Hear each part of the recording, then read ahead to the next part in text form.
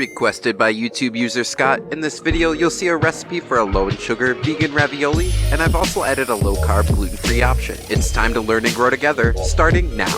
For the fully written recipe and more, check out the link in the description. Getting to the center of the matter, or the ravioli, let's create a filling. Starting on the stove, heat 1/2 tablespoon of olive oil in a large saute pan over medium heat. Once the oil is hot, add in 1 minced shallot and stir. After the shallot has become translucent, add in 1 teaspoon of roughly crushed fennel seed. Give this a good stir and then add in 1 large clove of minced garlic. Stir cooking until fragrant. Next, add in an 8-ounce package of shiitake or portobello mushrooms that have been well chopped, 1 tablespoon of fresh parsley, and some dried seasonings. Add in 1/2 cup of texturized vegetable protein or TVP, and then give it a good stir before hitting it with a lid. Then, stirring occasionally on medium heat, cook mushrooms down until they have released most of their moisture, about 5 to 8 minutes. Deglaze the pan with 1 tablespoon of vegetable stock and 2 tablespoons of red wine. Use a rubber spatula so that you can get all the good bits off the bottom of the pan. Set this aside with a lid. Now all we need is a dough. For this, we have 3 options. Option 1, 3 cups of all-purpose flour. Option 2, 1 1/2 cups of all-purpose flour and 1 1/2 cups of semolina flour. And option 3, for a low-carb gluten-free dough, use 3 cups of chickpea flour. Besides making this recipe more available for more people, this last option helps to further fulfill the request at hand. I discovered when maintaining one's blood sugar, lowering carbs is the best option. Choose the flour that fits your needs the best. Now let's get this dough rolling. Add desired flour in a large bowl with 1 teaspoon of salt. Whisk thoroughly to combine, and then create a well in the center by pushing the flour up the sides of the bowl. In that center, add in 2 tablespoons of olive oil and 1 cup of no-sodium vegetable stock. I'm using my umami stock, but if you're in a pinch, you can substitute broth for water. Wielding a fork, begin mixing a bit of flour into the center of the bowl, a small amount at a time. Continue until all the flour has incorporated and stirring becomes difficult. At this point, start kneading the dough with your hands. Don't worry if your dough seems dry. It should come together the more you knead. And if it still seems a little too wet or too dry, add in a bit of flour or stock to help adjust it. Cover this with a moist kitchen towel and allow it to rest. A special thank you to Scott for this awesome request, and remember that you too can request a video down in the comments. If you found value in this video, remember to give it a thumbs up so that it can grow and help more people. Now let's get this ravioli train back on track.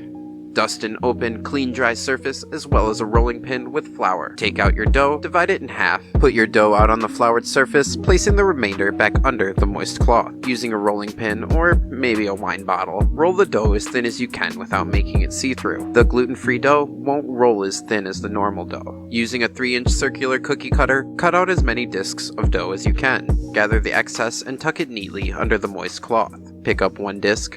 If needed for the chickpea dough, use a spatula, and using your fingers press slightly and stretch the dough a little. When working with the chickpea dough, use more of a pressing versus a pulling motion. If your dough is already very thin, skip this step. Set the disc down and place 1 teaspoon of filling on the center of the dough. Lightly stretch another piece and gently lay it over the top of the filling. Now, using your fingers, press down around the filling, removing as much air as you can. Press firmly around it and shape your center into a circle. Next, using a fork dusted with flour, seal the edges of your ravioli. Lastly, using a 2.5-inch circular cookie cutter, trim the edges, making a neat round ravioli. Alternatively, you could use a glass and a pizza cutter to cut and trim your ravioli. Continue until all the dough has been used. For your chickpea dough ravioli, take your time and keep the finished ravioli on a tray with a moist cloth over the top of them. This will help prevent cracking. If the dough starts to break apart at any point, it usually means it's too dry. Dab it with a little water, knead it again, and then store it under the moist cloth, allowing it to rest for a couple minutes.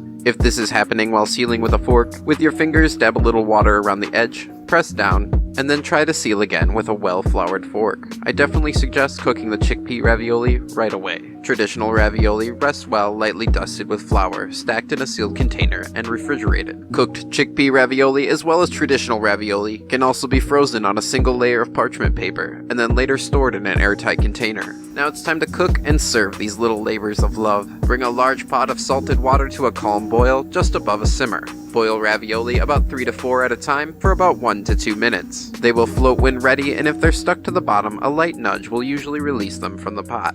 Remove cooked ravioli with a slotted spoon into a strainer, and once the excess water has dripped away, rest them on a lightly greased baking sheet in a single layer. I found that stacking the ravioli can cause them to stick together and then tear. For a simple serve option, heat a little olive oil in a large sauté pan. Add in 1 clove of minced garlic and give it a quick stir. Add in fresh zucchini, squash, cherry tomato, and red onion. Cook the veggies, giving them a little color, and when the tomatoes have broken down and the zucchini is tender, season with salt, pepper, and some fresh parsley. Carefully fold in the cooked ravioli and serve immediately. As another serving idea, here I've plated the chickpea ravioli with some blanched and sautéed green beans and carrots. Your warm, savory ravioli is here. If you're new to the Veggie Nerd, my name is Eric. I'm a culinary graduate that loves making diet-restricted content as well as occasional nerdy recipes. If you'd like to empower your self-care through cooking, consider subscribing so you're not missing out. Our cooking adventures don't have to stop here. If you'd like to see how I made a gluten-free vegan gravy for biscuits, click the video on the screen now to check it out. Thank you so much for hanging out with me, and I'll see you in the next one. In that center, add in 2 tablespoons of olive oil and 1 cup of no vegetable sodium stock. What? No vegetable sodium stock?